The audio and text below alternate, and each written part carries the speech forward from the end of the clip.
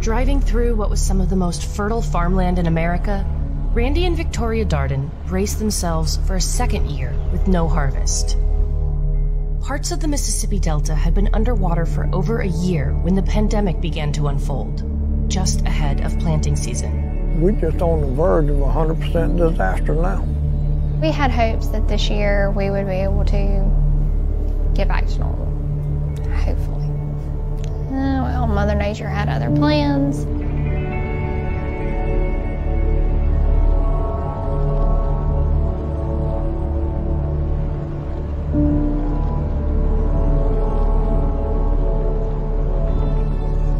Small towns across the South and the Midwest are struggling to survive a pileup of slow-moving crises. What in the world are we going to do this year? It's a really scary wait and see with the flooding and with the virus. It's a perfect storm for a bad year. We've got to make a crop.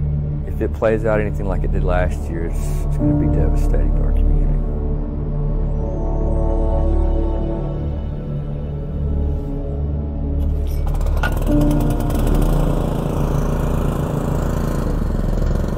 This has become a daily routine for father and daughter, trying to pump as much water out as possible with small gas-powered pumps and lots of prayers. So it rained pretty much all winter. It seemed like it never really stopped.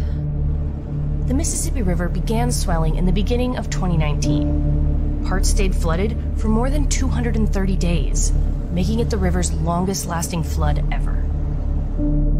The South Delta was hit especially hard. At its peak last year, 500,000 acres were underwater, an area almost 3 times the size of New York City. While waters have receded in many places in the Midwest, about 80% of the Darden's farm was still underwater by March of this year. We're still just sitting here hoping and praying that we were able to get the water out of here and we're able to get a crop in, but we really just don't know. This agricultural area is one of the poorest parts of the United States. And since the waters rose, it nearly broke an already struggling economy in Sharkey and Issaquena counties. We can't stand to have that 2 years in a row. So it's a very dangerous situation for our local economy. Chuck, how can I help you? Chuck's Dairy Bar is a local hangout popular with area farmers and workers. Even before the coronavirus forced businesses to close down, owner Tracy Harden was already burning through her savings to stay open through the year-long floods. You'd have farmers coming in picking up 20 launches, and when that went down to 1 launch a day instead of 20 a day, it really affects your bottom line. For about 15 minutes. All right, okay, thank you. But virus lockdown and fear have kept even more customers away. She's relied on takeout orders and stimulus checks from the federal government. But the income didn't compare to when her restaurant was packed with local farmers. I was talking with one the other day that told me, if we don't get to plant this year, this is it for us. There's no coming back from this again. That's heartbreaking. And coming back from this is so hard. I'm so sorry. I'm so sorry.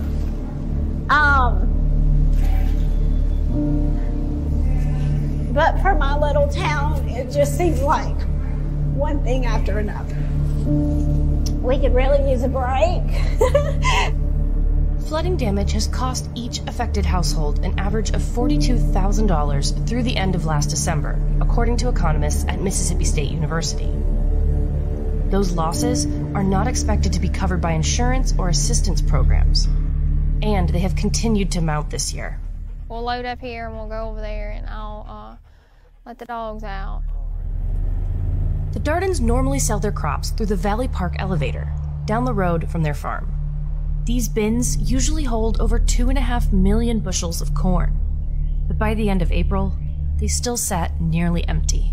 If we get a crop in, prices are very low now, and cost of production, it doesn't even pencil out to be a good break-even point. And there's much uncertainty for even farmers in the area who were able to plant.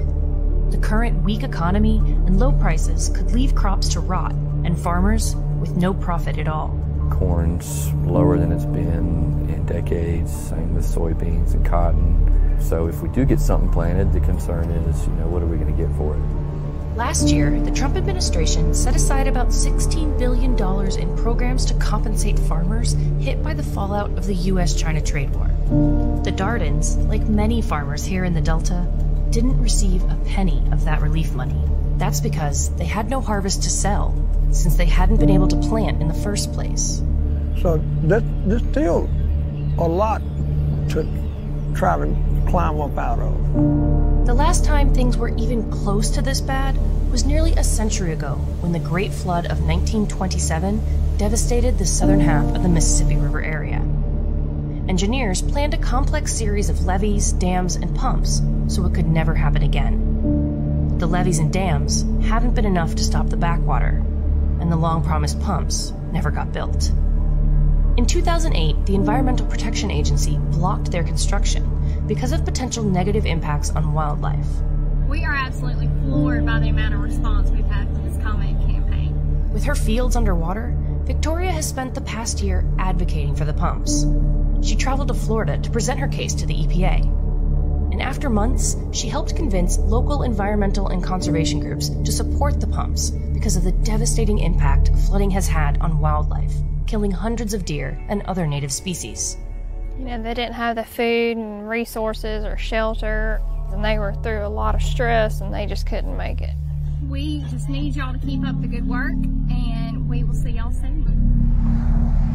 I just want to see the change happen. I want to see the pumping station happen. It's so vital to seeing this area continue on. And the people in the community deserve to have a pumping station. The EPA and the Army Corps of Engineers are currently reconsidering the pumping stations. If it is ever approved, the project could still take up to 4 years to complete. The struggle is weighing heavily on Victoria and her father. Well, I drink plenty of bourbon. How do you go from having a job that you do every day, you've done it for your whole life, and then suddenly you can't do that? What do you do with your spare time? How do you get through the day? She has the same feeling for the land that I do. She's the 4th generation on it, and had hopes of being able to pass it on to her. But, we just don't know how these things are going to go. Things started looking up in May when Victoria and Randy began to coax soybean plants out of a couple hundred acres that had dried out. And in June, much of the water finally receded. Now, most of their land is dry, and they have been able to plant all but 20% of their crops. That is a huge blessing, and as you can see behind us, it's gorgeous. Hasn't made the bad days any easier. If it rains, we all still get very nervous, and it's like flashbacks, because we still don't have a solution to prevent this from happening. It could still happen. It could happen with this crop out here. The Dardens still don't know if the water caused any long-term damage to their soil, and they still fear for the future of their family farm. Before I had this whole thing figured out, it's not figured out anymore.